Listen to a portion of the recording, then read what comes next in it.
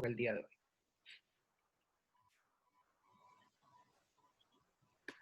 Entonces, nos afrontamos derechamente ya a lo que es la parte más central de este club online, donde ya vamos a conocer un poco sobre la cadena de procesos, ¿ya? Con cadena de procesos, nosotros nos referimos a la cadena electroacústica que compone el sonido del guitarrista, ¿ya? Lo cual no solamente se ve incluido con la cadena de pedales, desde el primer pedal de nuestra cadena hasta el último, sino que empieza desde el instrumento mismo, desde la selección del tipo de guitarra que vamos a utilizar, desde el tipo de cápsulas que posee nuestro instrumento, hasta llegar más allá de los pedales, ¿no es cierto?, y entrar a las etapas de preamplificación y amplificación en nuestros amplificadores, que hay de distintos tipos también. Todo esto va a influir en el sonido final que nosotros logremos forjar con nuestro instrumento. Y como ustedes saben, toda cadena se termina rompiendo por el eslabón más débil. Por tanto, ninguna parte de esta cadena es menos importante que otra. O sea, si una de ellas falla de por sí, nuestro sonido no va a ser el que queramos. Es por eso que hay que entender el sonido en sí mismo como el resultado de esta sumatoria de procesos, ¿no es cierto? Que ya mencionaba, parte en el instrumento y termina en el amplificador. Para eso, tenemos que empezar, ¿no es cierto?, desde lo más básico. Vamos a empezar desde el amplificador de guitarra, ¿ya? Porque no todos tenemos los mismos amplificadores de guitarra, hay una gran oferta en el mercado, ha evolucionado también con el pasar de los años los amplificadores de guitarra, cambiando su tecnología de amplificación. Hoy día vamos a revisar tres de los clásicos y los más conocidos sin lugar a dudas, entre los que encontramos los amplificadores de guitarra que son de tipo tubo o valvulares, ¿ya?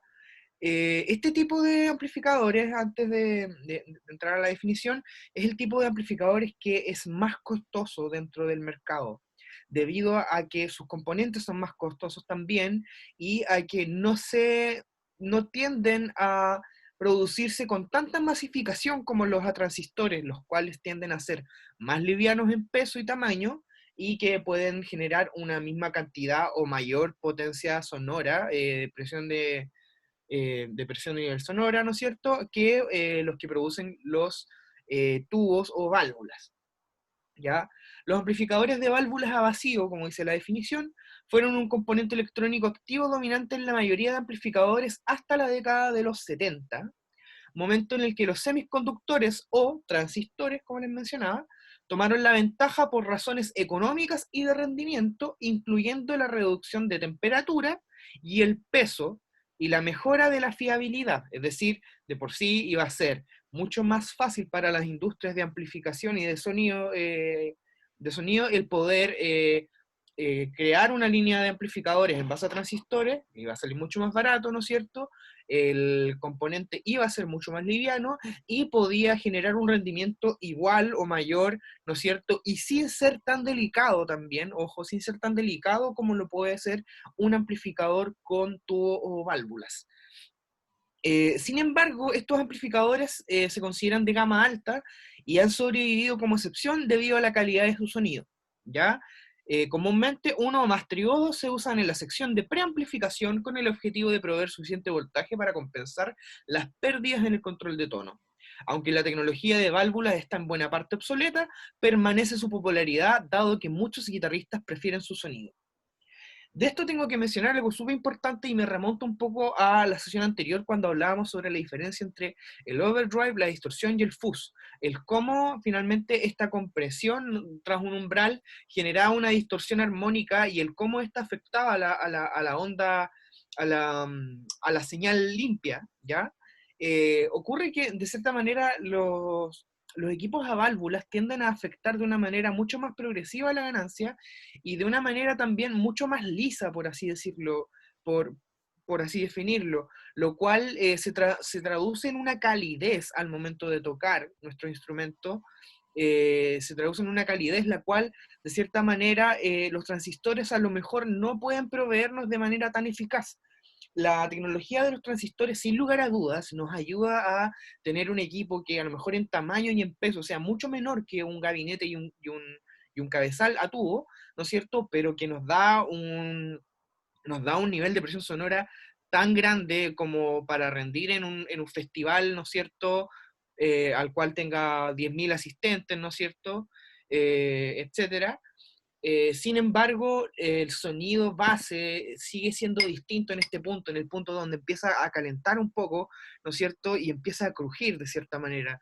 Este sonido en el cual la dinámica también va dando cierto crunch, ¿no es cierto?, a la ejecución, en el cual si yo toco la guitarra un poco más liviana, puede sonar un limpio muy claro, pero a medida que yo voy dándole más golpe, más fuerza, más hago notas más fuertes o fortísimas en las cuerdas de mi guitarra, se va escuchando una pequeña saturación la cual se va añadiendo. Esta no es tan obvia cuando están los transistores. Ya el cambio es un poco más de golpe y es más sucio, por así decirlo, es mucho más sucia la distorsión de los transistores, lo cual no hace que los transistores sean malos, pero sí generan ese timbre tan característico de los tubos, lo cual hace que los artistas lo prefieran hasta el día de hoy y que en el mercado sean parte de los amplificadores más caros, ¿no es cierto?, los de más alta gama que podríamos encontrar. Posterior a eso tenemos, ¿no es cierto?, los amplificadores que son a transistores, ¿ya? O los, mejor dicho, de estado sólido. Estos amplificadores son baratos, ¿no es cierto?, y están basados en semiconductores de estado sólido. Algunos diseños incorporan válvulas en la etapa de preamplificación, vamos a hablar de ello. En teoría, para dar un sonido más cálido. Los amplificadores de transitorios son mucho más baratos de construir, como lo mencionamos, son mucho más fiables y más ligeros que los de válvulas. Por lo general, la mayoría de amplificadores, ¿no es cierto?, que encontramos en las primeras gamas de amplificación, ¿no es cierto?, los más básicos de Fender, de Vox, de Marshall, tienden a ser a transistores y debido a eso es también el valor más asequible, ¿no es cierto?, a la mayoría de personas en el mercado. ¿Ya? Pero insisto, no estamos hablando de que el sonido sea malo, solo distinto tímbricamente. ¿Ya? Y por último tenemos parte de los amplificadores que son híbridos, porque mezclan estas dos tecnologías, ¿ya? Mezclan tanto válvulas como transistores. El amplificador híbrido puede implicar una de las dos combinaciones de amplificación de válvulas y transistores. De este modo puede disponer de un amplificador de válvulas alimentado por un circuito preamplificador a transistores. Yo, por ejemplo, tengo en mi poder un amplificador de la marca Vox, de la línea Valvetronics, ¿ya?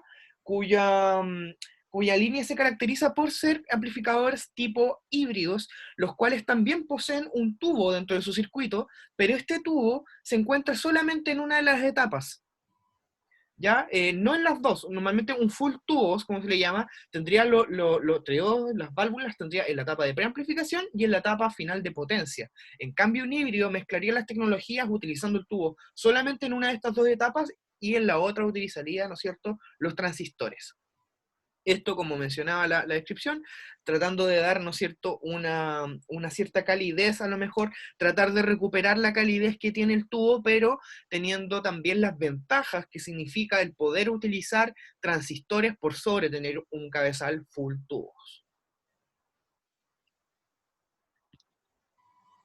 Acá tenemos ejemplos en imágenes, ¿no es cierto?, de unos pequeños modelos de amplificadores, los cuales está el Fender Hot Rod, si mal no recuerdo, el cual es full tubos de la línea de Fender. Este amplificador, su panel está compuesto por muy pocos controles, entre los cuales está el gain, el cual le da, ¿no es cierto?, la saturación progresiva, con un conmutador para cambiar entre canal limpio y saturado, un low, un high, ¿no es cierto? Y el master volume, ¿no es cierto? Que va a dar la etapa de potencia de cuánto nivel nos va a dar el cono del amplificador. Después están los híbridos como los Vox Valvetronics, el que les mencionaba yo anteriormente, que yo poseo, el Valvetronics, el cual tiene un tubo 12 a 7X incorporado en la etapa de potencia, si mal no recuerdo, está en la parte final del flujo de señal, para darle esa cierta calidez al momento de saturar. Y por otra parte tenemos los amplificadores que son a transistores, claramente viendo la carcasa por fuera no se hace evidente los componentes que tienen, por eso añadí en la parte de abajo, ¿no es cierto?, en fotografía, los componentes creo que me quedaron un poquito, sí, denme un segundo, al parecer me quedaron un poquito bajos, vamos a subirlo un poquito para que los vean, no tengo que haberme dado cuenta, seguro. Son estos, ¿no es cierto? Acá tenemos un tubo 12A7X de la compañía Electro Harmonics. Estos son finalmente los triodos que le dan potencia y esta calidez tan característica de los amplificadores de tubo. Y nuestro componente de estado sólido, pequeño pero potente, los transistores, lo cual claramente viene a facilitar el transporte de los instrumentos, la producción en masa de ellos, ¿no es cierto? La economía de los componentes que conforman estos artilugios del guitarrista.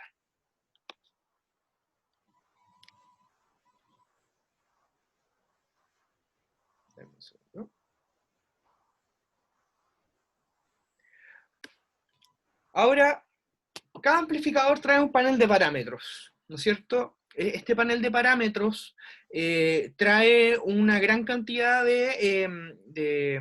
una gran cantidad de características que podemos variar para el sonido de nuestra guitarra. Sin embargo, de mi interés es poder hablarles de las más básicas, ¿ya? Pensando sobre todo en los amplificadores de antaño, ya que, como vamos a ver en una siguiente fotografía, amplificadores como los de la línea Valvetronics o de la línea Spider de Line 6 traen muchos más seteos, los cuales nos permiten compactar todo un circuito de pedales dentro de un amplificador en sí. Dentro de los paneles de parámetros podemos encontrar primeramente la etapa de ganancia, ya el gain. Esta etapa es la que se preocupa de preamplificar la señal para hacerla más trabajable, por así decirlo, agregando el volumen y una saturación de manera proporcional a la cual yo voy sumando ganancia a la señal. ¿Ya?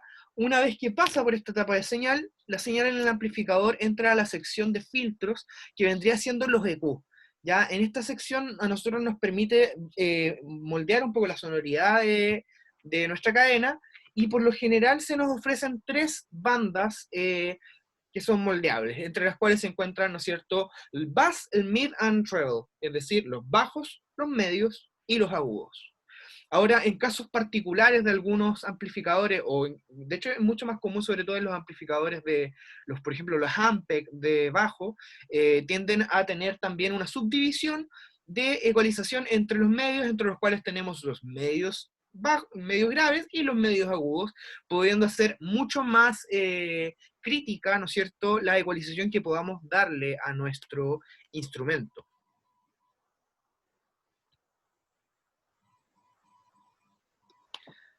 Luego de esto tenemos una sección, la cual, bueno, yo denomino como effects, pero en el fondo es la sección en la cual distintas marcas se han diferenciado, añadiendo un efecto, el cual puede ser de modulación o retardo a este amplificador. Por lo general el Vox AC30, por ejemplo, el full tubo, el que tiene el panel morado arriba, tiende a añadir un trémolo o un vibrato. No, miento, es un trémolo. Es un trémolo el cual podemos variar su profundidad y su velocidad, ¿no es cierto? Y una pequeño knob de reverb, ¿no es cierto?, de espacialidad, para darle cierta vida al sonido de nuestro amplificador. Y por otra parte, el Fender Twin Reverb, también famosísimo amplificador, también cuenta con un par de efectos de modulación, y entre esos creo que sí, está el trémolo y también hay una opción de vibrato, ¿ya? Vibrato. Y esto también sumado a una pequeña reverb tipo Spring de resorte, ¿no es cierto?, la cual también le da ese sonido característico a este tan brillante en sonido, quiero decir, tan brillante en sonido amplificador. Y posterior de eso tenemos la etapa de potencia, que vendría siendo el knob de master, ¿ya? Esta etapa de potencia es la que va a definir el nivel de salida que emitirá el parlante, ¿ya? Si nosotros sobreexigimos este nivel, también podemos eventualmente provocar una saturación, ¿ya? Pero esta saturación, a diferencia de la que obtenemos en la etapa de ganancia, sí va a significar que vamos a también a aumentar en conjunto a la señal, el nivel de el ruido de fondo, ¿ya? El ruido eléctrico.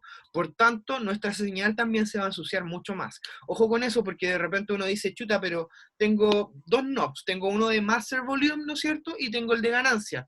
Ya, puede que lo use acá, pero lo voy a subir todo el volumen acá, si también satura. La diferencia está en eso. Tratemos de buscar el consenso en la saturación y el color que queremos en la señal con el gain, y dejemos el master solamente para definir el nivel de salida de la amplificación. Si busco saturar desde el master teniendo el gain muy bajo, voy a lograr saturar, pero también voy a levantar todo el ruido que tengo en la señal. ¿Ya? Aquí vemos dos ejemplos de paneles. El primer panel, no estoy muy seguro de qué modelo amplificador es, pero es un modelo amplificador que también reúne distintos tipos de efectos. Podemos ver que tiene en la etapa de preamplificación, tiene amp type, que en realidad viene siendo un conmutador para emulador de ciertos efectos de, de amplificadores. No sé si me equivoco, Álvaro, pero creo que es como lo que tiene el Valvetronics, Sí, que el sí, BT20 como tiene. emula eh, eh, ciertos amplificadores, como que lo usa como preset. claro, porque si bien dice dice el Crunch, LED and Brown, creo que son como ciertos perfiles de sonoridad de ciertos amplificadores famosos. En el Ujú. caso del BT20 trae 33 presets, por ejemplo, de Valvetronics, 33 presets, ¿no es cierto?, de distintos amplificadores, entre los cuales incluye emular el mismo Vox AC30, emular los típicos Blackface de Fender, emular, ¿no es cierto?, los Plexi, los JCM de Marshall, etcétera. Tenemos la etapa de ganancia y de volumen propia de este punto. Después tenemos la etapa de ecualización o filtro, donde tenemos el clásico bass, middle and treble.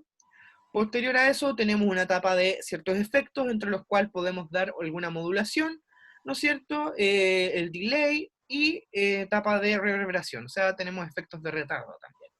Y por último, hay un tone setting que al parecer dentro de la circuitería de este amplificador tenemos un banco de memoria de 4 canales, los cuales yo imagino a los cuales el guitarrista puede acudir a través de algún foot switch que debe tener incluido esta línea de amplificadores. Por último, esta perilla que aparece al principio de la última sección, que se llama Presence, la presencia, también está muy presente en otros amplificadores más antiguos. Eh, Básicamente lo que viene a dar es de cierta manera hace una excitación armónica del sonido, tiende a darle más brillantez, ¿ya? A diferencia de lo que vendría siendo la ecualización, esto vendría a afectar, creo yo, dentro de todos los armónicos del rango de frecuencia, ¿ya? Pero sí es mucho más notable, mucho más notorio, perdón, en el campo de frecuencias agudas, donde se le da un brillo extra que a lo mejor no pudimos darle con el treble del middle. Y por último, ¿no es cierto?, el power control, que vendría siendo como el master volume, el cual define cuántos watts voy a utilizar de potencia y cuánto voy a definir, ¿no es cierto?, el nivel de presión sonora que va a dar el cono de mi amplificador. A diferencia, abajo tenemos algo más simplificado, ¿no es cierto? La etapa de ganancia, como lo mencioné anteriormente, la etapa de estos 3 knobs de filtros ecualizadores, ¿no es cierto?, con bajos, medios y agudos. La etapa de presencia, la cual puede añadir un brillo extra a la sonoridad de mi amplificador, y la etapa de potencia final, ¿no es cierto?, que es la que va a definir cuánto wattaje voy a darle, ¿no es cierto?, al cono, cuánto nivel de presión sonora va a salir de mi cono.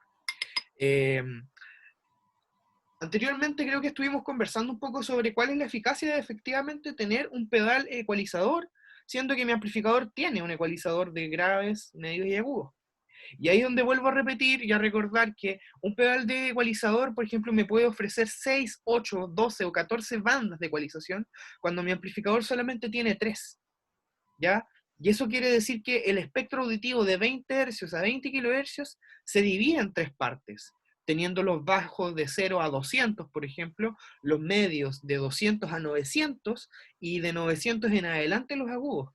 Por tanto, si yo quiero moldear alguna frecuencia que esté en medio de esta banda de frecuencia, no voy a poder solamente con mi amplificador, por tanto voy a requerir de las prestaciones que me pueda dar algún pedal de ecualizador. para tratar de manera mucho más precisa la sonoridad de mi instrumento. Esa es la razón por la cual yo digo es indispensable tener un pedal de ecualización.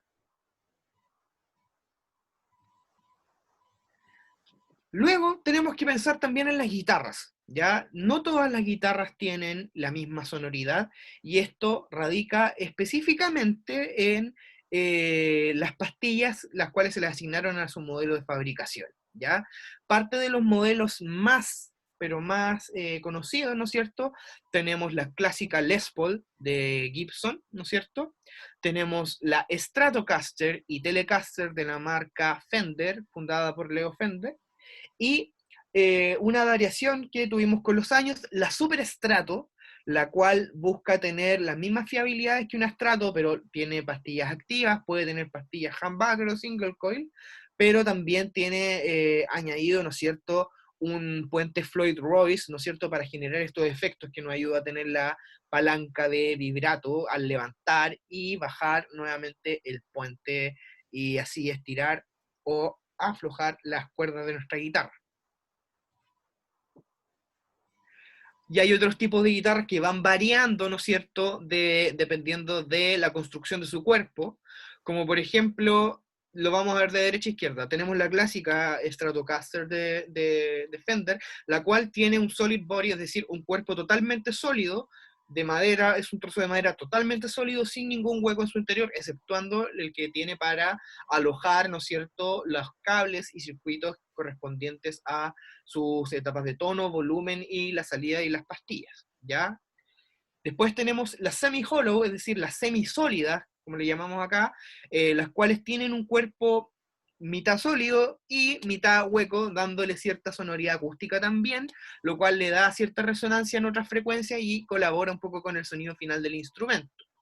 Y por último, tenemos la hollow body, que vendría siendo un tipo de guitarra totalmente hueca, ¿no es cierto? Pero que también cuenta con las pastillas, ¿no es cierto?, para poder hacer la amplificación del sonido.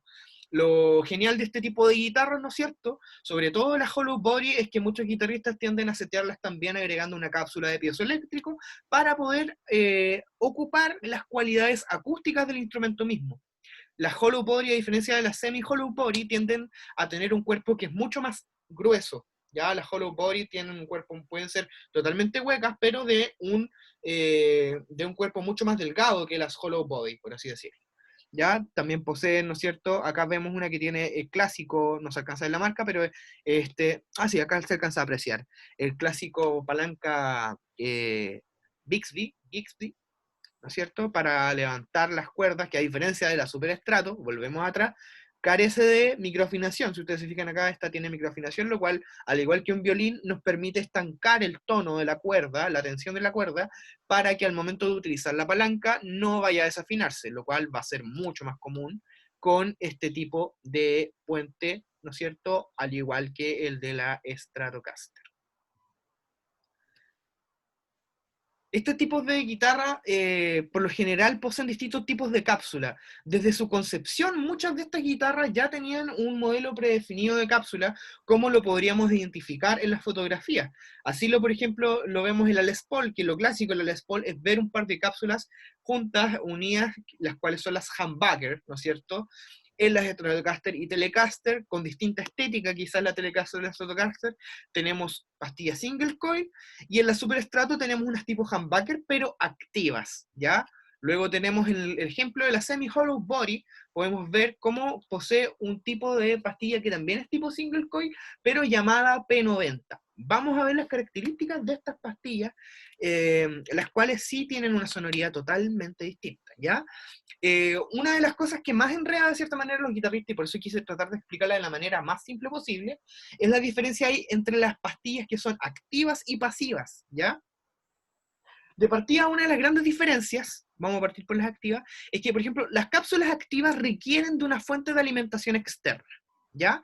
Es decir, tú tienes una guitarra con cápsulas activas, es muy probable, al igual que los bajos activos, que tengan un compartimiento en el cual tú tengas que alimentar con 2 baterías o una batería de 9 voltios para que pueda alimentar la pastilla y generar niveles de salida mucho más altos que las pastillas pasivas. Esta característica es súper importante porque estas pastillas también comprimen harto el rango dinámico de la señal, ¿ya? Es decir, acercan mucho más los picos más altos de ejecución con los picos más bajos. Por tanto, se hace un diseño de cápsula mucho más útil para tipos de ejecución con saturaciones tipo high gain, ya para tocar de repente algún estilo que use algún tipo de saturación extra saturada, ya en la cual la dinámica de la señal no tenga que variar tanto, sino que necesitamos que el sonido suene mucho más apretado y conciso, ya y específico, ahí enfocado. En este caso, las cápsulas activas como las EMG, por ejemplo, que se pueden ver al lado derecho de la fotografía, son las grandes ganadoras, ¿no es cierto?, para este tipo de géneros, por ejemplo. Y después tenemos las clásicas cápsulas pasivas, que estas cápsulas no necesitan ni requieren ningún tipo de alimentación externa, ¿ya? Por tanto, su nivel de salida puede ser un poco inferior a las activas. Sin embargo, estas manejan una dinámica mucho más amplia, porque no comprimen esta señal, ya no tratan de comprimir su rango dinámico, lo cual puede significar una ejecución mucho más fiable en cuanto a dinámica para el músico, ¿ya? Por ejemplo, la ejecución no se va a escuchar para nada igual tocando una canción de jazz con unas pastillas MG activas a tocarlas con unas humbucker pasivas, ¿ya? La dinámica que el músico está tratando de poder controlar a través de su ejecución se va a ver obstaculizada, ¿no es cierto?, por la característica, la característica de nacimiento de estas pastillas, ¿ya? Luego de esto vamos a ver lo que son las pastillas más características dentro de las pasivas, ¿ya? Aquí es donde empezamos primeramente con la single coil. La single coil, ¿no es cierto?, es la que podemos visualizar en los modelos Stratocaster, que es una sola pastilla, ¿no es cierto?, la cual tiene una bobina la cual está embrollada en un libro de cobre. Esta que tiene la Telecaster, que tiene esta plaquita metálica, también es single coil, ya estéticamente se ve distinta, al igual que las Les Paul tienen una pequeña plaquita metálica, ¿no es cierto? Pero que por debajo, en el fondo, también son pastillas de doble bobina o humbucker, ¿ya? Estéticamente se ven distintas solamente. Y bueno, también hay una diferencia en sonido, pero eso ya lo podemos conversar un poco más adelante. La single coil es un modelo simple de pastilla, está formado por 6 polos, ¿no es cierto? Estos 6 imanes que uno para poder bueno, captar cada cuerda de la guitarra, ¿no es cierto? Su nombre indica que están compuestas por un hilo metálico enrollado alrededor de un núcleo metálico. En este caso, lo más común, ¿no es cierto?, es un hilado de cobre, el cual enrolla, ¿no es cierto?, esta bobina, que son estos 6 imanes o polos. Este es el tipo de pastillas que tradicionalmente se encuentran en las guitarras Stratocaster. Estas pastillas se asocian mucho a Fender, ya que son las que mayormente los usan, ¿ya?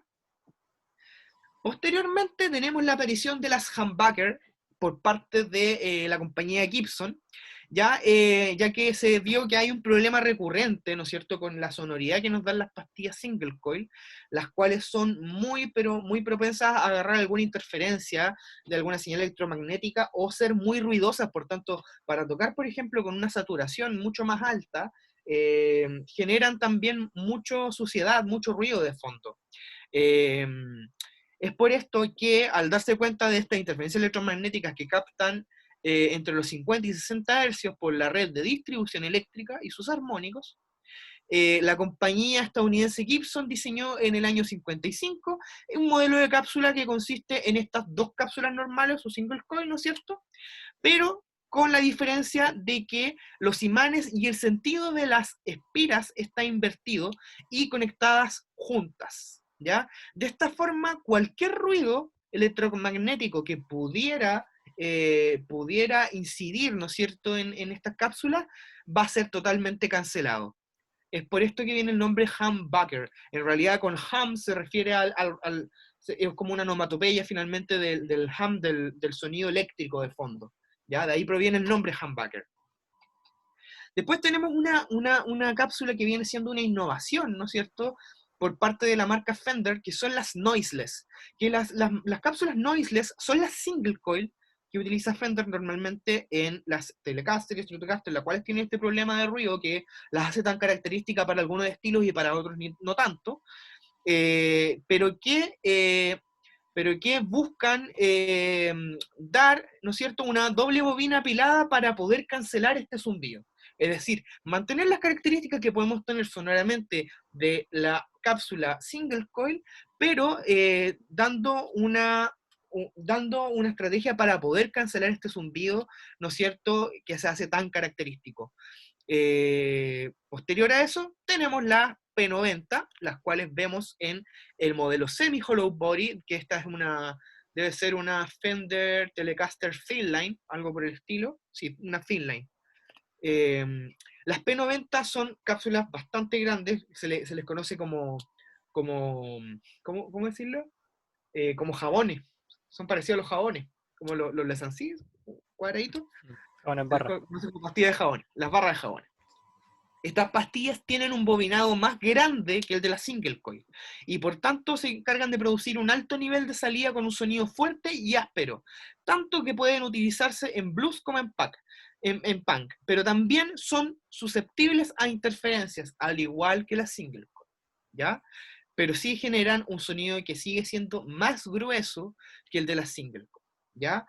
Yo creo que para muchos de ustedes a lo mejor tienen que haber tocado con algún tipo de estas pastillas, claramente. No sé si han tenido la oportunidad de poder diferenciar el sonido. El sonido de la single coil es un sonido pero maravilloso, que es muy claro, es muy brillante, con mucha nitidez, pero que debe ser controlado muy bien con la ecualización para que no sea hiriente, ¿ya? Tiene que ser muy bien pensado de qué manera vamos a utilizar este sonido y cómo lo vamos a moldear, ¿no es cierto? Viene muy bien para, ¿no es cierto?, estilos más como el funk, ¿no es cierto?, como el blues, más como el jazz, el country, es un estilo bastante peculiar, y sobre todo para ocupar con saturaciones medias, tipo overdrive, bastante comprimido, ¿no es cierto? El sonido típico de los Red Hot Chili Peppers, por ejemplo, de John Frusciante, viene de este sonido single coil, por ejemplo, de Incubus y así muchos otros artistas que utilizan este tipo de sonido en sus canciones. O igual, disculpa, hola. Vale, bueno, Iván. Igual me acordé con la single coil de Billy Corgan, que él ocupa pura estrato, El Mm, de Smashing sobre Pumpkins. todo en Siamese Dream. Y ese sonido de guitarra, si bien los Smashing, los primeros discos, bueno, casi todos los temas son súper como pesados, ujú. igual tiene un sonido como dulce. No sé si ahí tendrá que ver por el tema del fuzz que ocupa también, pero tiene como un sonido como pesado, pero dulce a la vez. Y yo creo que quizás debe ser por el tema de la single coil. Sí, porque fíjate que, como te digo, o sea, es muy poco común, no por esto imposible, pero es muy poco común que un guitarrista vaya a utilizar o decida utilizar un seteo con cápsula single coil para tocar un estilo tan pesado, con una distorsión a lo mejor de tan alta ganancia o tan sucia, debido a que es muy agudo el sonido natural de la single coil. Por tanto, claro, tiene que haberlo tratado con algún fuzz, tratando de cortar un poco los agudos, y eso claramente no se va a asimilar nunca al sonido del humbucker, por tanto le va a dar un timbre muy singular, ¿cachai? Le va a dar un timbre que evidentemente va a ser muy, pero muy particular en relación a lo que se hace normalmente o lo que lo fue la era dorada de Gibson, donde todos tenían su Gibson con humbucker tocando con altas ganancias y sin ningún ruido y con un sonido pero pesado, pesado, ¿cachai? Eh, me quedé en las P90, ¿cierto? Sí, pero Ujú. creo que ya las mencionamos. Las P90, ¿no es cierto? Gibson también hizo varias guitarras con P90, por su sonido, que era un sonido grueso, pero que tiene esta deficiencia que tiene la single coil. Pero sigue siendo un sonido bastante más grueso que el de la single coil propiamente tal. ¿Ya? La humbucker para mí es una de mis cápsulas favoritas, dependiendo del uso que le voy a dar, pero debido a que yo también las encuentro bastante, ¿cómo decirlo?, versátiles, porque yo puedo configurar para que mi guitarra con humbucker, ¿no es cierto?, pueda sonar brillante, a lo mejor nunca tanto como una single coil, pero que sí tenga cierto dulzor en sus limpios, pero al momento de yo darle una saturación, una alta ganancia, yo sé que la pastilla humbucker va a lograr estabilizar esa ganancia y finalmente el sonido va a ser un sonido bastante concreto, bastante sólido, por así decirlo. ¿Ya? Que no se confunda con los términos que utilicé con las activas, que un sonido comprimido, pero bastante comprimido para distorsión high gain, sino que es un sonido bastante rockero, la verdad, el que produce la humbucker. bastante estable, también característico y que sientes que tiene los huevos suficientes, por así decirlo, tiene el peso necesario. En palabras de Angus Young, por ejemplo, el famoso guitarrista de AC/DC, efectivamente a él en su época tocaban mucho con la Stratocaster y él sentía, en sus propias palabras, sentía que le faltaban huevos, pero así mismo encontró las SG, ¿no es cierto?, de Gibson, las cuales tenían el peso que buscaba lograr, las cuales también poseen humbucker, con finalmente el tipo de guitarra con el cual Angus Young de AC/DC se hizo totalmente famoso y pasó a la historia. Me acordé de una historia Ujú. sobre la Jaguar del Kurt Cobain. ¿Ya? Ese loco se había comprado en una tienda de segunda mano una Jaguar, la del 62.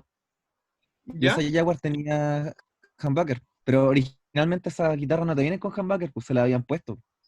Claro.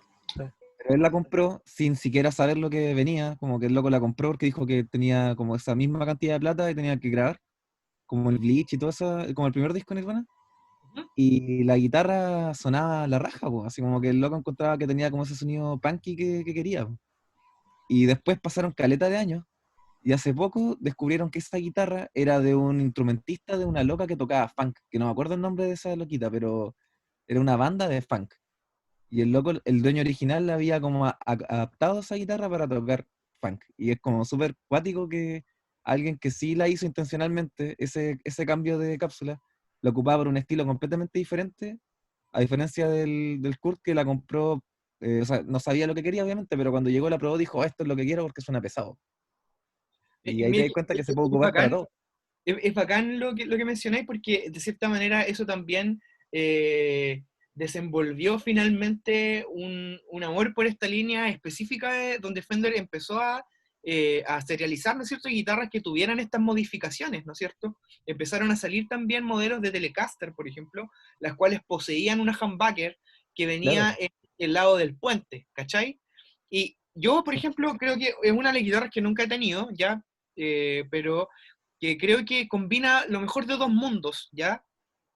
Al poseer una humbucker, ¿no es cierto?, en la pastilla del puente, que tiende a ser la pastilla más aguda y más dolorosa al oído por parte de la Telecaster, tener una humbucker le da ese peso que le da nitidez, ¿cachai? Pero sigue manteniendo un peso y la hace mucho más dulce, ¿ya? Pero al tener la single coil en el mástil, ¿no es cierto?, en lo cual, microfónicamente hablando, debería ser un sonido más grueso, sigue teniendo la nitidez y claridad de la single coil para una posición que acústicamente hablando en el mástil es más grueso el sonido. Por tanto, se logra un sonido específico y muy equilibrado y muy versátil también. Así que yo también soy bastante fan de la configuración que tenía esa Jaguar. Por lo mismo, y yo creo que por lo mismo después se fueron replicando distintos modelos de Fender y Squier que venían, ¿no es cierto?, como modified, ¿no es cierto?, en la Claro, línea modified, lo que no es bien tal. traía humbucker y single coil en el mismo cuerpo. Eso lo encuentro una maravilla. Eh, Me gustaría poder probar en algún momento una de esas. Yo solamente tengo por separado la single coil y la humbucker. En algún momento voy a jugar con eso. Algún día. Oye, una Algún consulta, las Jazzmaster, ¿qué cápsulas tienen? Son P90 si no me equivoco. P90. Sí. Buena. Bajo con una estética que parece humbucker, pero estoy 90% seguro que es P90. Claro, de hecho, allá vamos, mira. No tengo una foto de una. ¿Cuál me dijiste que era? ¿La Jazzmaster. Jaguar? Jazzmaster. La Jazzmaster, pero mira, estas son las típicas single coil, ¿no es cierto? Acá tenemos las humbucker, que vendrían siendo dos single coils que vendrían con este bobinado que viene espiral en sentido contrario, ¿no es cierto? Para producir finalmente la cancelación del ruido que sí producía la single coil. Acá tenemos la P90, ¿ya? Si se fijan, tiende a confundirse mucho con la humbucker porque tiene el porte de una humbucker, pero no es de doble bobina, po. Solamente tiene uno, son 6 polos, no 12, ¿cachai? Esta es la que Álvaro dice que tienen la Jazzmaster, ¿ya? Y por último acá tenemos un set de cápsulas tipo Fender Noiseless, la cual busca mantener el sonido clásico de las cápsulas single coil, pero con una tecnología que nos permite el poder eliminar o reducir considerablemente el ruido de fondo provocado por la bobina simple.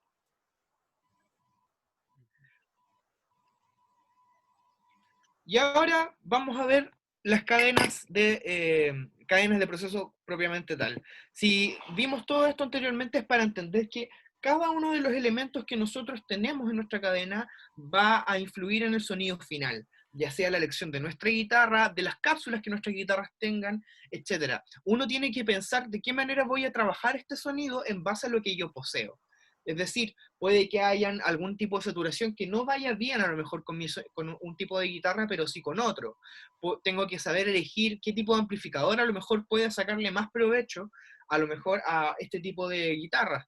Por ejemplo, hay muchas personas que me decían que no les gustaba las tipo Telecaster o Stratocaster con amplificadores Vox, debido al contraste de que las guitarras Stratocaster o Telecaster tienen un sonido muy brillante, pero los Vox tienen un sonido más cálido. En cambio, el amplificador Fender tiene un sonido también que es brillante, ¿no es cierto? Entonces, ahí hay un montón de cosas que pueden definir, ¿no es cierto?, un sonido auténtico dentro de lo que pueda llamarse auténtico cuando ya todo existe, eh, en nuestro sonido propio con nuestro instrumento. Tengo una Ahora, pregunta, dime. y que lo vimos ayer, igual lo conversamos un rato, que es cómo afecta el material del que está hecho la guitarra al sonido que queremos al final. Mencionábamos que lo más importante eran los elementos que usan, como las pastillas, más que la madera en sí en comparación con un instrumento acústico. Claro, lo que pasa es que, bueno, todo instrumento, de cierta manera, los materiales de construcción siempre van a ser importantes. Yo eso no lo pongo en duda. Pero se le comentaba a Álvaro que como apreciación personal, creo que mayoritariamente en porcentaje tiene mayor valor la calidad del micrófono, el fonocaptor, en este caso las cápsulas, del instrumento, que el tipo de madera propiamente tal.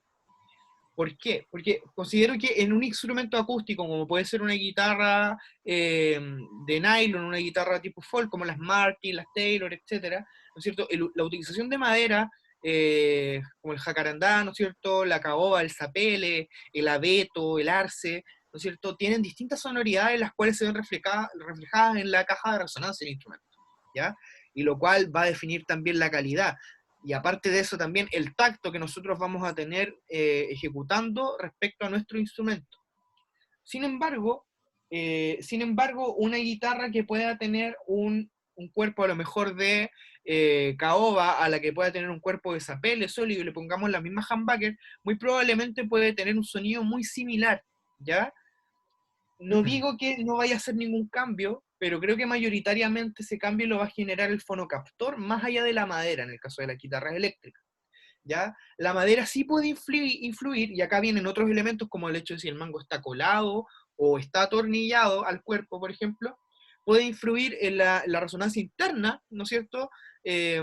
O del mismo cuerpo, no es necesario que sea hueca, la resonancia del mismo cuerpo frente a las frecuencias, ¿no es cierto? Y que esto pueda producir ciertas características como un mayor sustain de las notas, etcétera. ¿Ya? Ese tipo de cosas sí pueden influir. Pero si nosotros tratamos de comparar ese cambio versus el cambio que podríamos tener al momento de elegir entre una cápsula y otra, ¿no es cierto? O colocar en la misma cápsula estas dos guitarras de distinto cuerpo, creo que el sonido puede ser muy similar, no 100% igual, pero bastante similar. ¿Ya?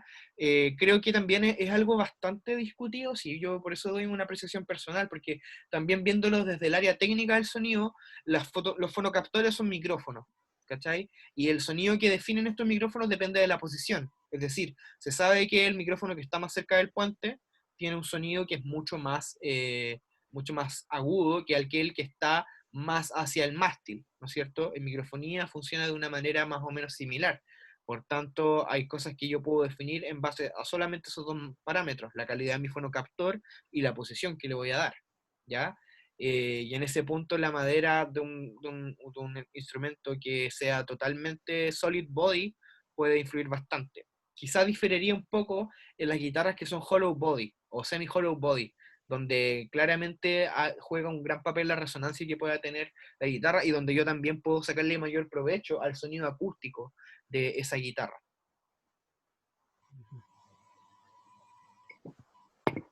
vamos a pasar a lo que son las cadenas de procesos, ¿no es cierto? ¿Cuál es el orden que nosotros vamos a tomar en los pedales? Acá viene lo interesante, ¿ya? Porque por lo general cuando uno comienza a inmiscuirse en el tema de los pedales de efecto, se encuentra con una variedad de sonoridades, de funciones, y al momento de plantearnos el hecho de ponerlos en un espacio para poder tocar y poder decir en qué orden voy a conectar los distintos procesos, es donde nos encontramos en un aprieto. Y aquí es donde vamos a ver cuatro modos de poder organizarlo, pensando de una manera también lógica, ¿ya? El primer orden es un orden convencional, ¿ya? Este orden clásico es un punto de partida antes de empezar a experimentar, empezar a jugar y hacer todos los movimientos que podamos, se nos ocurra, ¿ya? En este orden, todo lo que son filtros, ¿ya? Acordémonos, los filtros que incluyen el wah-wah, por ejemplo, filtros y ecualización los colocaríamos en el primer lugar de la cadena. Es decir, con esto nosotros vamos a afectar la ecualización de nuestro instrumento en su tono más puro, ¿ya? Posterior a eso, colocaríamos la etapa de saturación, ¿ya? Donde añadiríamos nuestro overdrive, nuestra distorsión, nuestro fuzz, etc.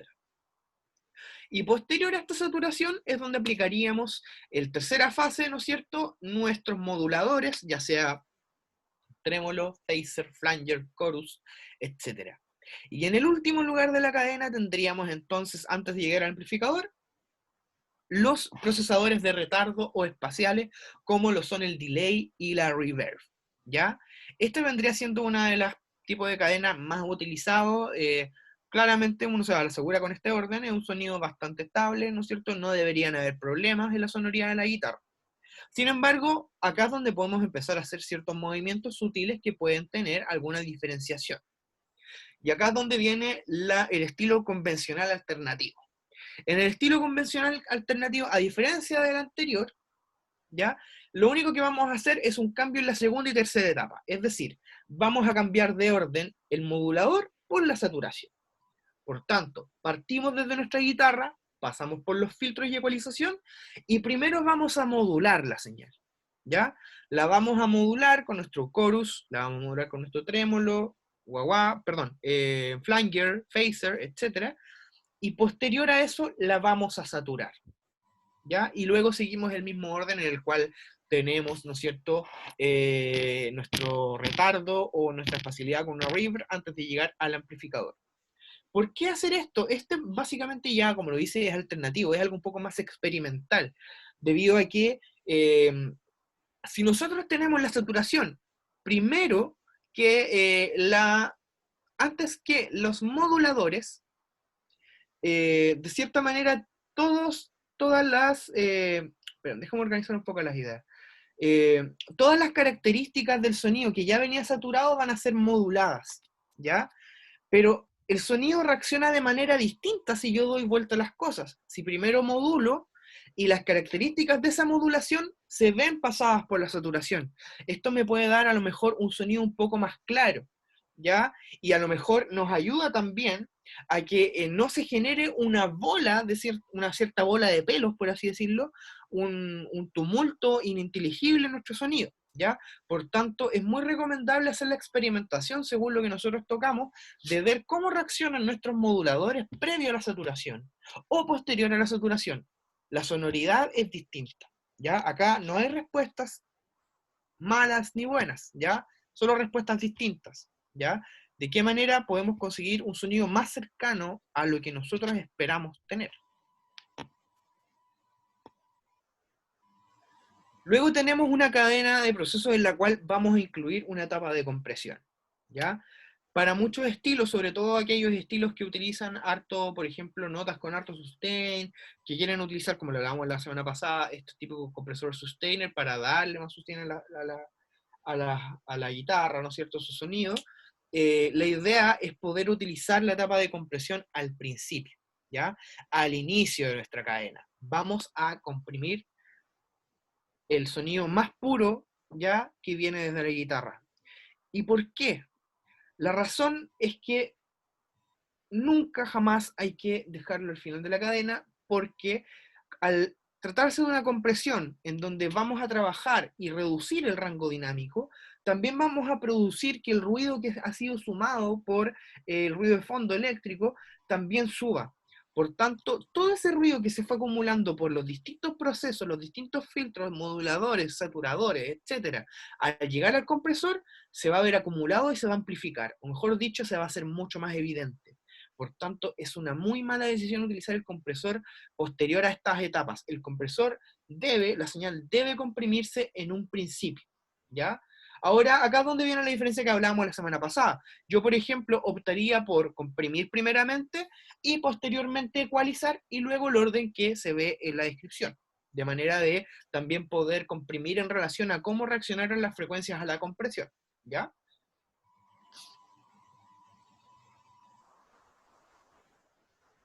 Oye, Y una, Mauri, disculpa que te interrumpa, que yo me acuerdo que le había, no sé si a ti te hizo clase igual el Marco, profe Marco, ¿Marco Herrera?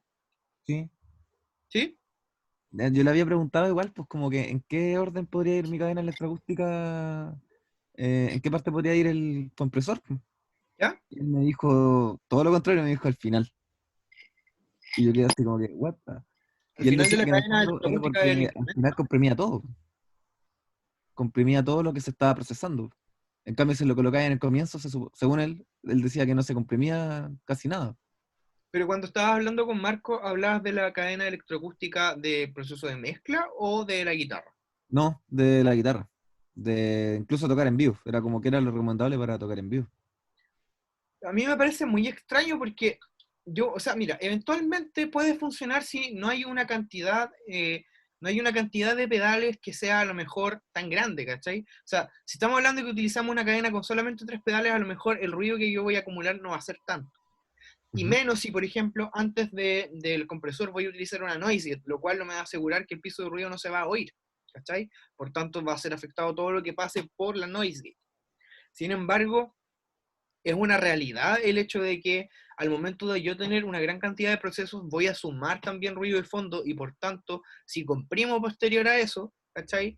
Voy a apretar, ¿no es cierto?, todo el sonido que viene después, ok, ningún problema, pero también voy a subir, ¿no es cierto?, el nivel de ruido, ¿cachai? O sea, eso es un hecho, no es que no vaya a ocurrir. Ahora, ¿puedo comprimir al final? Sí, efectivamente, lo puedes hacer. Vas a ver una diferencia en la sonoridad, pero convengamos en si va a ser práctico o no según tu cadena de procesos, ¿cachai? Si Comprendo. efectivamente tu cadena de procesos a lo mejor no tiene la misma cantidad de pedales que va a tener John Frusciante, por ejemplo, que utiliza como 3 pedaleras de corrido, probablemente comprimir al final de la cadena no te vaya a convenir mucho. En cambio, si solamente vas a utilizar distorsión y una compresión después y nada más, la verdad no va a haber tanto problema como si hubiera una gran cantidad que pudiera finalmente generar una sumatoria, ¿no es cierto?, de las señales, ¿cachai? Por eso te digo, me parece muy extraño, porque lo que dice Marco tiene sentido, o sea, uno comprime finalmente todo el resultado de proceso, ¿cachai? Ujú. Pero pensando finalmente en las eventualidades que tienen relación con la señal que se va sumando, el ruido de fondo, ¿no es cierto? A lo mejor me conviene hacerlo más al principio que al final, ¿cachai? Ahora, como yo te digo, Joel, o sea, nosotros, por ejemplo, vemos de cierta manera la manera más conveniente de poder hacer las cosas en la mayoría de los casos. Pero como te digo, o sea, yo puedo tener una cadena que a lo mejor se compone solamente de 2 o 3 pedales y efectivamente comprimir posterior a la distorsión, si no ocupo modulaciones, ni reverberaciones, ni nada, puede ser mucho más efectivo. Sobre todo pensando que voy a comprimir antes de entrar al amplificador, lo cual también puede ser efectivo, ¿cachai? Y de Sí. hecho, ahí viene otro punto que vamos a ver ahora que tiene que ver con el loop de efecto. ¿Cachai? Entonces, acá uno puede jugar con el orden de las cosas. ¿Cachai? Podéis jugar con el orden finalmente de los procesos que vaya a dar. Pero efectivamente los resultados son distintos. ¿Ya? Y a lo mejor el compresor al final de la cadena no va a sonar de igual manera que si estuvieras usando una saturación tipo overdrive a utilizar un Big Muff, por ejemplo. Ujú. ¿Cachai? Porque no va a saturar de la misma forma, no con tanto nivel o tan drásticamente, ¿cachai? Y por tanto no va a ser tan evidente. O si, por ejemplo, anterior a utilizar el compresor, si es después de todos estos pedales, utilizo, ¿no es cierto?, una noise gate para poder, ¿no es cierto?, eh, maquillar el ruido de fondo, poder que se cierra una puerta y se abra cuando pase el umbral, ¿no es cierto? Y poder comprimir posterior a eso, ¿cachai? Comprendo. Por lo general, por eso te preguntaba si era para mezcla o para esto, porque en el caso de la mezcla, por ejemplo, también puede diferir un poco, po, ¿cachai? Yo soy más de siempre comprimir al principio, pero por ejemplo en la mezcla también se tiende a comprimir al final, ¿cachai? Entonces yo cacho que Marco más allá como de guitarrista, yo cacho que el Marco lo piensa como ingeniero, ¿cachai? Claro. Lo piensa como sonidista, ¿cachai? Pero el Marco igual tiene harta trayectoria, sobre todo con los Hades Inc., ¿cachai? Sí, Que él son hacía igual. sonido. ¿Cómo? Él le hacía sonido. Sí, ¿no? Y los grababa y todo, ¿cachai? Tenía harta experiencia con ellos y ellos tocan igual un tipo de hard rock bastante pesado, ¿cachai? Con hartas distorsiones, high gain, entonces igual tiene carrera. Pero como te digo, más allá de ver como respuesta, y yo cacho que alguna vez Marcos te tiene que haber dicho, como depende de lo que quieras hacer. Sí, Eh, eso ya, siempre perfecto. Esa es la frase de la carrera, inicio de frase de Marco. exactamente. ¿Cachai? Más allá de dar una respuesta inequívoca de algo, aquí hay que entrar a experimentar con lo que tenemos, ¿cachai? Piensa bien en qué pedales tienes en tu pedalboard, qué tanto estás distorsionando la señal y qué tanto puede influir el ruido de fondo al momento de colocar el compresor, ¿no es cierto? Al final o al principio de la cadena. Y también pensar en que, por ejemplo, yo puedo comprimir a lo mejor al final de la cadena, pero si ocupo la compresión de una manera sumamente responsable, o sea, para controlar los picos de la señal, ¿cachai? Ujú. No voy a subir tanto el ruido de fondo. En cambio, si utilizo una compresión que sea el reducir totalmente ganancia, ¿cachai? Con el compresor, darle todo al sustain y todas las características que trae los pedales compresor, claramente voy a apretar tanto la señal que todo lo que está abajo se va a hacer mucho más evidente. Entonces, Ujú. dependiendo también del seteo del compresor, se puede lograr o no algo, ¿cachai? Comprendo. Voy a ponerlo en práctica, porque siempre que he ocupado mi cadena electroacústica, ha sido con el compresor al final, po, tanto en vivo como también en estudio. Y en guitarra y en bajo, siempre lo he hecho así. Tenéis que entrar a experimentar. Nosotros, por ejemplo, ayer con Álvaro estábamos, porque con Álvaro tenemos el mismo amplificador de la línea Velvetronics.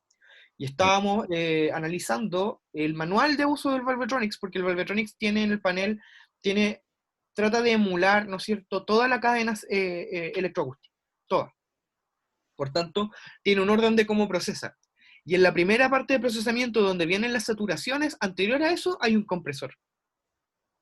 No está puesto al final de la cadena pensada por Vox, pues, ¿cachai? Viene la compresión, luego viene la etapa de ganancia, la ecualización del amplificador, luego la etapa de moduladores, ¿cachai? Y posterior a eso, la etapa de ganancia, que trata, o sea, en el fondo trata de emular la cadena como si el amplificador tuviera un loop de efectos y cómo va a pasar todo esto, ¿cachai? Ujú.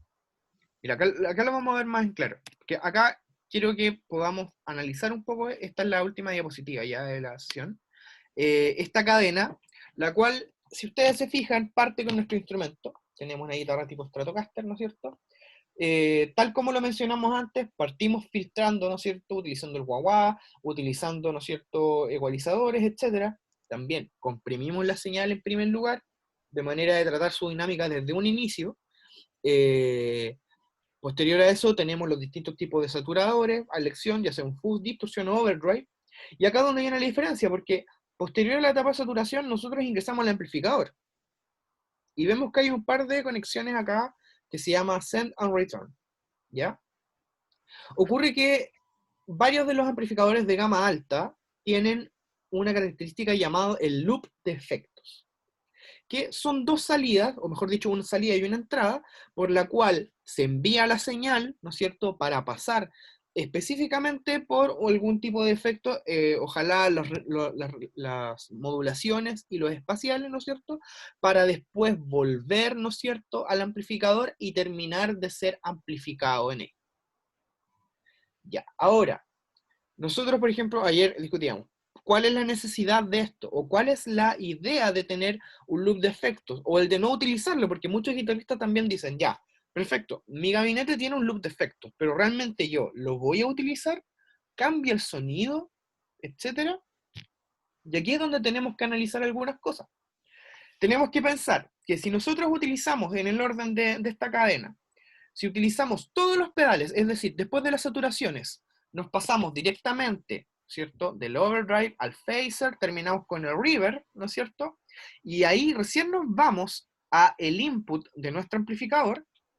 Tenemos que pensar que toda la señal procesada ya con los pedales se va a ver afectada tanto por la ganancia, se va a ver afectada tanto por el ecualizador, es decir, aparte de haber ecualizado tu guitarra, por ejemplo, también vaya a terminar ecualizando el efecto que está por sobre el sonido limpio, que puede ser el flanger, el delay, ¿cachai? O la reverb, por ejemplo.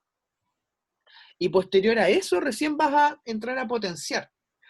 ¿Por qué digo que hay una diferencia entre estas ecualizaciones? Porque yo puede que mi guitarra la tenga ecualizada de una manera muy aguda, por ejemplo, pero quiero que la reverberación suene de una manera, o sea, suene con una coloración mucho más cálida y a lo mejor robusta. Entonces, esa reverberación esa ecualización de la reverberación se va a ver afectada por el módulo de ecualización del amplificador.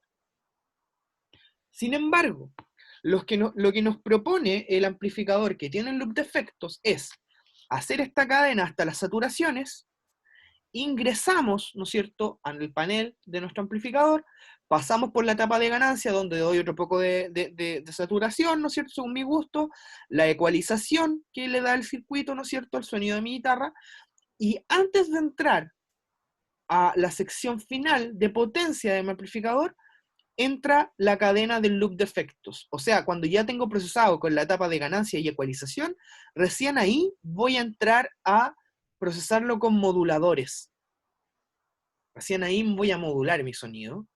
Y recién ahí voy a volver a mi amplificador antes de entrar a potenciar finalmente la señal, el nivel de presión sonora que va a salir por el cono de mi amplificador. Esto básicamente es mucho más ordenado y me va a asegurar el hecho de que el sonido propiamente tal de la modulación no se va a ver afectado finalmente por los filtros y la ganancia o saturación impuesta en la primera etapa del amplificador, ¿ya?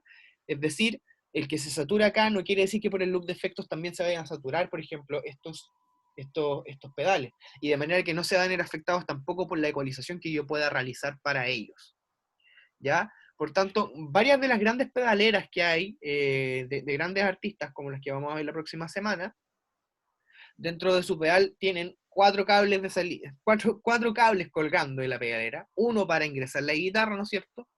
Otro cable que se va directo al amplificador, después tenemos uno que se va al envío, ¿no es cierto?, del loop de efectos, y otro que se va al retorno del loop de efectos para terminar con la cadena electroacústica. Esta sería un orden convencional, ¿no es cierto?, completamente convencional, en el cual nosotros estaríamos haciendo uso de las características del loop de efectos, ¿ya? Ayer nos poníamos en complicación al momento de analizar esto con Álvaro porque nuestro amplificador no trae loop de efecto. Entonces dijimos, chuta, o sea, ahora vamos a tener que cambiar el amplificador. No. Pero resulta que el amplificador, en este caso, lo como es el Valvetronics VT20, está pensado en que tú no necesites utilizar más componentes. Solo tu guitarra y el amplificador, porque tiene un módulo para emular efectos de saturación y compresión, tiene un módulo para emular los moduladores y tiene un módulo para emular la acústica, ¿no es cierto?, de distintos gabinetes o cabezales famosos de la historia, ¿ya? Por tanto, no me va a ofrecer un loop de efectos porque ese amplificador, la marca me está diciendo todo lo que tú necesitas está aquí. Por tanto, no necesitas más.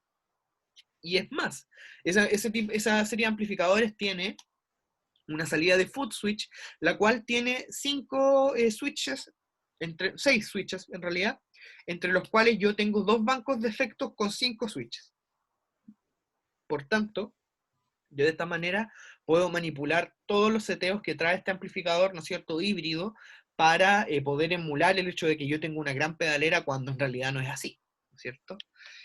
Por tanto, claro, eventualmente dijimos ya, pero ¿cómo yo voy a adaptar mi cadena de pedales a un amplificador, ¿no es cierto?, que a lo mejor no es, efectivamente no tiene el loop de efecto? Y aquí es donde nos afrontamos el hecho de tratar de utilizar, ojalá, ¿no es cierto?, un amplificador que no tenga loop de efectos, ojalá en su gran medida una configuración tipo flat, es decir, con ojalá los controles más o menos al medio y con una ganancia que no sea una ganancia prudente, es decir, que mantenga un limpio prudente, ¿no es cierto?, que pueda ser afectado de manera óptima por la saturación de nuestros pedales y que la ecualización esté al medio para no afectar el sonido de los moduladores que vienen posterior a los otros procesos. De manera de yo afectar el sonido del amplificador totalmente de mis pedales y no depender de las prestaciones que tenga el amplificador para ello. Ese es el caso de los muchos que a lo mejor tenemos amplificadores de gama baja, ¿no es cierto?, que no tienen el loop de efectos. Esa sería una recomendación en ese caso. Si tiene loop de efectos, utilícelo, o por último, experimente de qué manera puede que el sonido suene más a su gusto, ¿ya?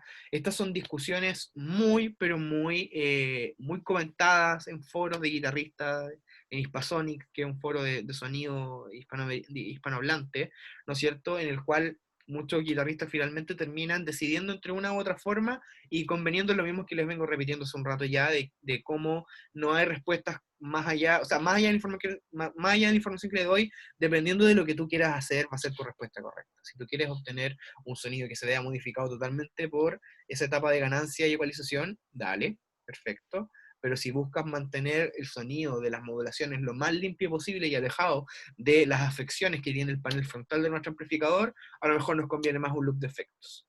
¿Ya? En el sonido no hay nada escrito en el sentido de que todo esto también depende de una tarea artística, ya de poder generar un sonido propio, auténtico, así como lo han hecho grandes guitarristas, como por ejemplo Randy Rhoads, por ejemplo, como lo ha hecho Ryan May con su guitarra hecha en casa, ¿no es cierto?, como lo ha hecho Tom Morello con estos efectos tan reconocibles en los cuales ha jugado un montón, ¿no es cierto?, con los kill switch, ¿no es cierto?, para poder cortar la señal, ¿no es cierto?, con un pequeño botón en la guitarra, ¿no es cierto?, con los pitch shifters, etc.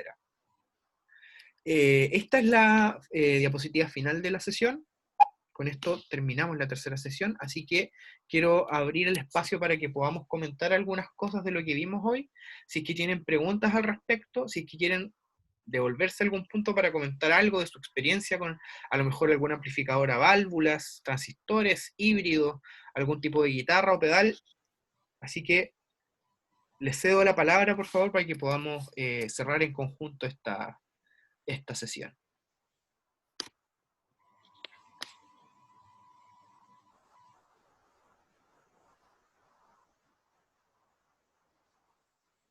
¿Ah?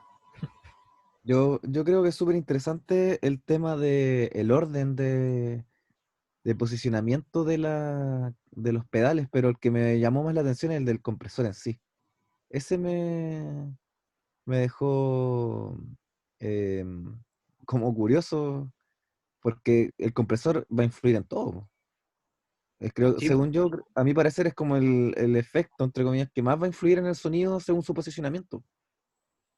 Claro. por supuesto, pues sí. De hecho, ahí es donde entramos a una cierta filosofía del sonido, en el cual es como, existen maneras como lógicas de hacer las cosas. O sea, lógicamente lo que yo te digo es cierto. O sea, si lo colocamos al final voy a subir el ruido de fondo.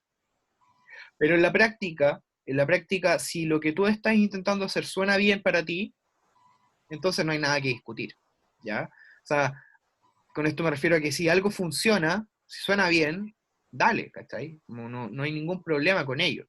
Pero sí tratamos de ver el lado lógico de las cosas, del por qué se tendría que usar de esta manera, para sacarle el mayor provecho posible, ¿no es cierto?, a la sonoridad de nuestros equipos, ¿ya? A la sonoridad de la totalidad de esta cadena electroacústica, ¿cachai? Yo tengo una consulta. Hola, Hola Dani. Daniel, cuéntame. ¿Cierto? En toda esta cadena de efectos, me surgió la duda en dónde colocar el ecualizador, en este caso.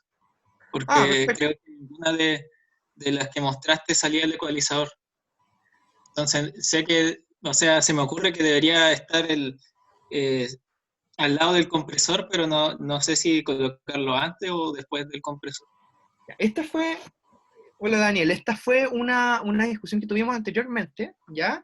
Esto es súper interesante. En teoría, en el orden convencional o el convencional alternativo, casi siempre los efectos de tipo filtro, incluidos los ecualizadores, porque es un tipo filtro, ¿no es cierto?, van en el primer lugar de la cadena. Por tanto, irían anterior al wah o previo al wah en el orden que más te parezca, ¿no es cierto? Irían en este punto de la cadena. Ahora, sobre si van antes o después de la compresión, es ahí lo interesante. Ocurre que yo efectivamente puedo ecualizar, ¿no es cierto?, mi sonido para tener el sonido lo más pulcro posible y luego comprimirlo, ¿ya? Esto va a funcionar, no hay ningún problema. Lo que ocurre es que si nos ponemos a analizar frecuencialmente el sonido que está comprimido versus el que antes no estaba comprimido, nos vamos a dar cuenta que esa compresión obviamente afecta en un rango mínimo y frecuencial, pudiendo atenuar, o mejor dicho, acentuar algunas frecuencias más que otras. De hecho, una de las características sonoras más apreciables después de comprimir una señal de audio es que agarra cierta calidez, es decir, que de cierta manera los graves tienden a acentuarse más que los agudos. Por tanto, si tú ecualizaste antes del compresor, esa ecualización se puede ver perjudicada por la compresión. Y a lo mejor te conviene comprimir primero la señal para atacar todo lo que tenga que ver con dinámica y posterior a esos cambios frecuenciales que también va a añadir tu compresor, entrar a ecualizar para tener, ¿no es cierto?, un sonido más definido, ¿ya? Las consolas, por ejemplo, de sonido trabajan en la misma lógica. Por lo general, en la hilera tenemos la entrada de micrófono, primero comprimimos la señal para trabajar su rango dinámico, y posterior a eso recién trabajamos con los filtros de ecualización, ¿no es cierto?, para darle ciertas características o quitarle ciertas deficiencias en su espectro de frecuencia. Ah, perfecto. Genial. Oye, el pedal de afinador, ese igual lo discutimos. Eso igual lo discutimos. Yo Generalmente al prefiero, principio, ¿no?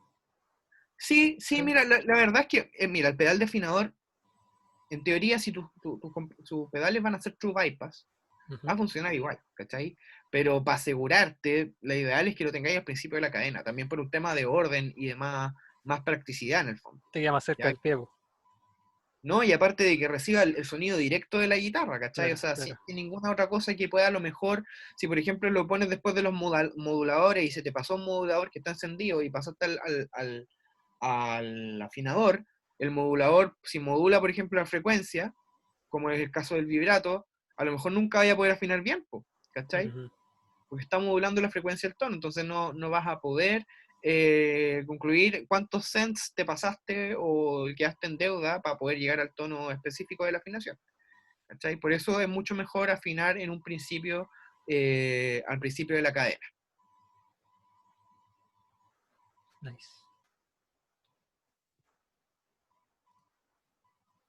¿Alguna otra consulta, alcance, sugerencia, reto o Tengo otra reclamo? consulta con respecto a la calidad de, de instrumentos, o sea, no de instrumentos, sino de pedales. Por ejemplo, ¿cuál es como la gran diferencia entre el tema de los pedales análogos con los digitales?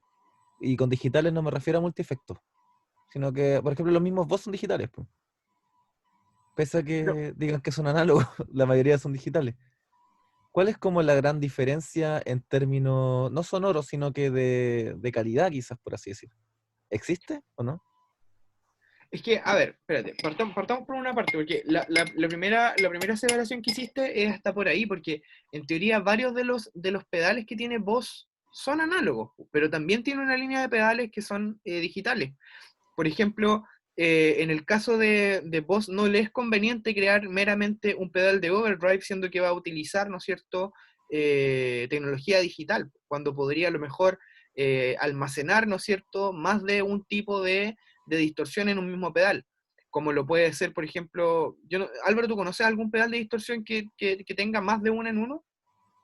Sí, sí, hay varios que son overdrive distorsión a la vez, ¿Ya? como el Jekyll and Hyde que usa el guitarrista de los Strokes, que se hizo famoso por eso mismo, porque lo usaba Pero él, ese, entonces todos los que querían el pero, sonido Strokes usaban ese pedal. ya, pero también podría ser doble circuito análogo a lo mejor. Claro, puede ser, no, no Tiene lo he visto dos por dentro. switches. Ujú. Pero claro, por ejemplo, cuando hablamos de, no sé, por ejemplo, Rotary o la Reverb, por ejemplo, la Reverb no te quepa duda que es un pedal digital, ¿cachai? Lo mismo Claro. que a lo mejor el delay, ¿cachai? Donde tienes un montón de otros parámetros que entran a tener que ver con información que tiene que quedar guardada, ¿no es cierto? Cuando hablamos de reverb, tiene que haber un impulso, ¿no es cierto?, que nos dé finalmente la característica del sonido de sala, del sonido de iglesia, de habitación, ¿no es cierto?, del shimmer, por ejemplo. Claramente ahí a lo mejor podríamos entrar a discutir de un pedal como digital, pero el resto de pedales como las distorsiones, por ejemplo, o compresores, yo te podría decir que en realidad son análogos. Ahora, yo, francamente, y esto lo digo desde la experiencia propia, ¿no? Francamente pienso que la gran deficiencia, a lo mejor, de utilizar pedales digitales, y esto es la gran mayoría, ¿no es cierto?, esos stone boxes que vienen como compendio, es como las pocas prestaciones que al final tienes. Es decir, puede que tengas mucho en sonoridades, pero pocas variaciones.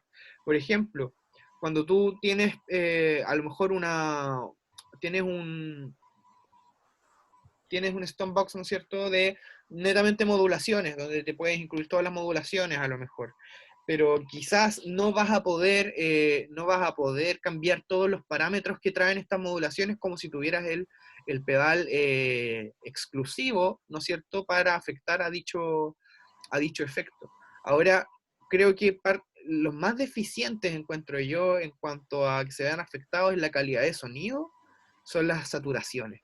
Yo creo que con los años lo único que he podido diferenciar, así como que yo rechazo totalmente como un pedal digital, sería la emulación de saturación. De la saturación tipo override, distorsión, siento que es una saturación que en vivo tiende a restarse, a sustraerse del sonido de la banda, no sabría decirte por qué, eh, que no se escucha cálida tampoco, casi no se siente crujir o es muy exagerada, como lo que pasa por ejemplo con este famoso POV, ¿no es cierto?, que traía Line 6 antes, o estas cuestiones de Behringer, el bump de Behringer, que era como una especie como de pedal de sobremesa, como medio ovalado, el cual decía que emulaba, ¿no es cierto?, también el tipo de saturación de tal y tal y tal y tal, y tal cosa, ¿cachai?, etcétera, y que también dentro de esa misma emulación generaba mucho ruido, ¿cachai? Eh, Creo que la saturación es donde más están al debe, creo yo. Eh, no me he encontrado hasta ahora con un pedal que me convenza con saturaciones digitales, con emulaciones digitales, en verdad. Más allá de una saturación completamente analógica por medio de un pedal, en complemento con una sección de preamplificación a tubo o transistores netamente. Tú, Álvaro, tú tienes también más pedales, no sé si hay algo que nos puedas comentar de tu cadena. Yo tengo el Whammy 5, Ujú. Buena. que el que tiene, bueno, Tom Morello y lo tiene integrado en su guitarra el Matt Bellamy de Muse. Ujú. Y sí, tiene prestaciones que le han ido mejorando con lo largo de los Whammy, porque empezó en el 1, el Whammy 2, Whammy 3. Tiene el típico pitch shift y tiene como un armonizador. Entonces hay como, y la interfaz es súper clara y uno puede experimentar caleta con lo que tiene. Y se ve bien robusto, para ser sincero, es pesadito. Y la suavidad al pisarlo igual, no es como, no se siente como plástica, es súper como sería suave. Claro. Ese pedal es un octavador, ¿cierto? Sí, es como un pedal como que tiene su propia categoría, porque te cambia el tono, tiene como una suerte de detune también que puede desafinar el tono, tiene varias cosas, es bien raro, pero Claro, se usa harto. mezcla el pitch shifter con el octavador, pues son más o Claro, menos lo claro. mismo. ¿Cachai? Lo único que se cae el Whammy, por ejemplo, es que no funciona como un harmonizer. Porque, por ejemplo, el harmonizer, tú tienes un knob en el cual puedes elegir que calcule la escala cromática, ¿cachai? Si tu canción está, por ejemplo, en do mayor, va a calcular la ejecución para darte, ¿no es cierto?, las terceras notas correspondiente a las primeras que tú toques en dicha escala. En cambio, en el whammy tú solamente dices, voy a hacer un pitch shift de tantos semitonos, y esos semitonos no se van a mover según el tipo de escala, no te lo va a calcular, te los van a dar específicamente contado con los dedos, ¿cachai? Claro. Tengo Ahí también, va a ir más la ejecución del músico, sí, para caer más en Claro. eso. tengo distorsión, tengo un super overdrive de voz, ese que es como amarillo plátano. ¿Cuál que está en la foto? Sí, El sí, SD1. el SD1, sí. Ah, yo tengo el mismo. Igual le pone, ¿no? Sí, sí, es súper bueno igual, pero yo uso más el RAT porque es más versátil. El fuzz. Es distorsión, overdrive y fuzz, como si tú movías un poquito la cuestión, se te cambia el toque lo que vas queriendo. Yo siento que el Boss ese es súper infravalorado, ese pedal. ¿Cuál? Realmente los pedales Boss baratos El son SD1. infravalorados. Sí, el SD1, que es como que le hace la competencia al Tube Screamer. Sí, Y yo creo que está bacán ese y por pedal. O la sea, mitad y del cuesta precio. súper barato. Sí. O sea, barato entre comillas, 50 lucas, 40 lucas, Para un pedal es pese a barato, todo lo claro. que venden. Pero ¿sabes qué? Yo tuve el SD1, y al final lo terminé vendiendo y me compré el Blues Driver.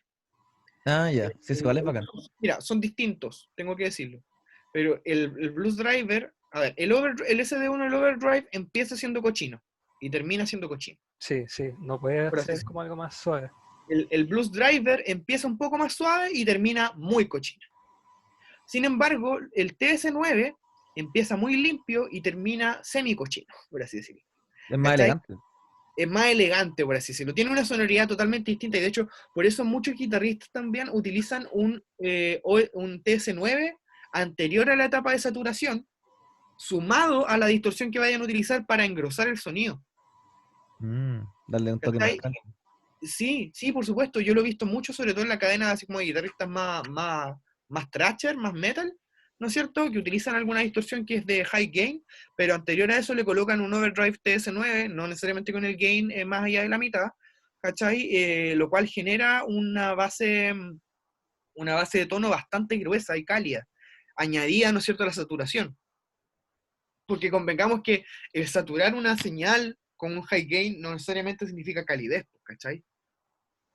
Ujú. Solo significa saturar, ¿cachai? Entonces, el TS9 le da como ese peso, esa gordura al sonido que la hace tan característica, ¿cachai? O, por ejemplo, espérate, Steve Bay se llama el guitarrista, ¿cierto? Sí. ¿El Pro? Sí, el que tiene la guitarra de Ibanez, que tiene como Ah, esta... ya. Como el agarrado. Claro, este caballero utiliza en su cadena dos TS9 seguidos. Cuático. ¿Cachai? Yo cacho que lo vamos a ver la próxima semana. Voy a tratar de conseguirme la cadena electroacústica de Steve Bay. Utiliza dos seguidos para darle una coloración única que se logra con el TS9. Por eso es un pedal tan famoso, ¿cachai? O sea, más allá de si lo utilizas solamente como TS9 o no, o como un complemento, efectivamente es un pedal que, que es muy buscado por la característica sonora que te da. ¿Cachai? Y yo creo que por eso es distinto, y no necesariamente le hacen competencia, porque solo son distintos, ¿cachai? También en algún momento puedo utilizar el OCD, el Fulton, que también es un overdrive bastante rico, la verdad, pero que también es muy extremo en su overdrive, ¿ya? O sea, hay un drive demasiado grande al final del no, la verdad. Por eso se llama Obsessive Compulsive Los Distortion, nombres. algo por el estilo. Los nombres que le ponen. Sí, pues Sí, por eso son por bacanes. eso es la sigla de OCD. Ah. El Blues Driver que tenés tú, ese pedal es súper ocupado por caleta de músicos de pop. Por ejemplo, el Kevin Parker lo Ujú. ocupó para hacer el bajo de No Less the Better. Ah, mi ¿Ya? inglés, mi gran inglés. Ah, la De canción de Tame David. Impala lo ocupó en el bajo. Lo ocupó en el bajo y suena súper. Por eso suena súper agudo el bajo, po, con esa distorsión. Porque ocupa esa distorsión de guitarra. Es que ahí lo que tiene el Blues Driver, tiene una distorsión pero muy cálida. Y lo bacán del Blues Driver es que efectivamente es como para lograr ese efecto como semi-distorsión, donde queréis tener un sonido pesado, pero que no sea ininteligible, ¿cachai? Claro, Y por ese ejemplo, pedal lo logra. Y al final, por eso me cambié del Super Overdrive al Blues Driver. Sí, pues. ¿Cachai? Ese pedal efectivamente logra ese efecto. My Bloody Valentine ocupa igual el Blues Driver. Y esos locos son puro ruido, pero es una masa que se entiende, po. Es una Es masa que, digerible. es que encuentro que ese es el punto. O sea, tú puedes hacer a lo mejor un sonido bastante experimental con la guitarra, o que sea muy saturado, pero dependiendo de las elecciones que yo haga va a ser más entendible o no. O sea, no vamos a pensar que se va a escuchar igual de entendible si yo uso un metal son a utilizar un blues driver. Pues, claramente no, Claro. pues, ¿cachai? O sea, algo totalmente distinto. El Metalson. El pedal más odiado. El pedal más odiado, alguna vez grabé con él. Está bien, sí. Igual a Bueno, buena. amigos, con esto damos por finalizada la tercera sesión. Ya la cuarta sesión de este taller, la próxima semana a las 7, entonces, vamos a revisar y analizar, ya el equipo de búsqueda de Biblioteca Viva va a analizar y poder comparar, ¿no es cierto?, el equipamiento de distintos músicos, los pedales que utilizan, ¿no es cierto?, buscar también información sobre las distintas cadenas de efectos que utilizan y ver de qué manera también las tienen seteadas.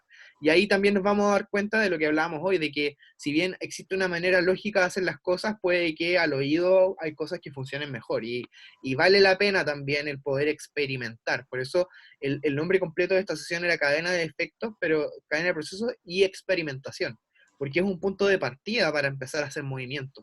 Y ahí es donde cada uno, es donde cada uno debe sentirse libre de experimentar con su sonido, con las prestaciones que a lo mejor tenga, los pedales, etcétera, viendo de qué manera puede sacarle el mayor provecho posible a su cadena electroacústica. Así que Si alguien quiere sugerir algún músico para que busquemos la cadena, Em, alguna banda que les guste, que podamos analizar. puede ser, puede ser la misma de My Bloody Valentine, porque ese loco ocupa caleta de pedales. Hay una página que se llama Xboard, y ahí Ujú, como que es como la enciclopedia de cualquier músico, no solamente con pedales, pues, sino que con baterías, con todo. claro. Y me acuerdo que una vez como que busqué ahí y era como, decía como all, así todas las cosas que ocupaba, 130, pedales, 80, y era como, chao, para la cagar. Puedo buscar algún Era buena famoso. página. Tengo Steve Vai también, que mencionó Mauri. O el Thurston Moore de Sonic Youth, ese es lo que igual ocupa hartos pedales. bueno, John Frusciante no puede faltar, porque John Frusciante También más encima ocupaba estos módulos de Moog, Claro. brígido. ¿A quién que más? después creo que los descontinuaron para guitarra, Chao. más encima. Busquemos algún chileno igual, pues. No olvidemos que estamos El loco de banda. Ganjas ocupa hartos, no sé cómo se llama él, sí.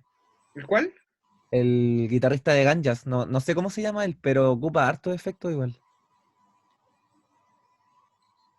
Voy a Que buscar no sé algún cómo se llama chileno. De el Ganjas. loquito. O los de Holy Druk, igual ocupan hartos pedales bacanes. ¿Qué más?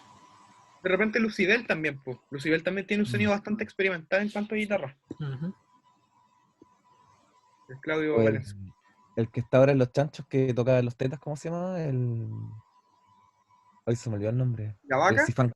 C-Funk. Steve Funk. Steve Funk.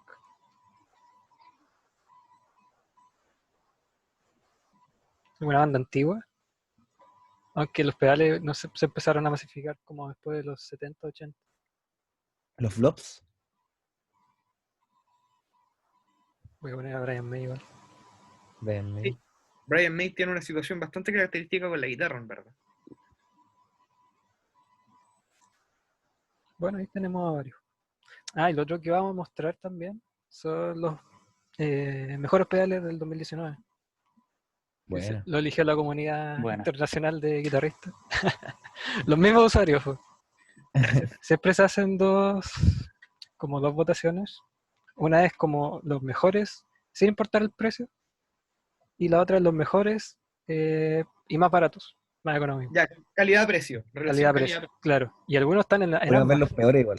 Podríamos ver Algunos los peores también. sorprenden porque están en ambas algunos. Esos son los mejorcitos. Peor pedal, el DS1. Y eso, Hace top one. chiquillos. Gracias por venir hoy. Ya, amigos, muchas gracias por venir a esta sesión. Nos vemos en la ustedes. próxima sesión Queda el una. próximo martes a las 7 de la tarde. Así que los esperamos y cualquier consulta que nos traigan vamos a tratar de responderla. Vale. Muchas gracias. Vale, gracias. Chao. Ustedes, Chao, gracias. Chao. nos vemos.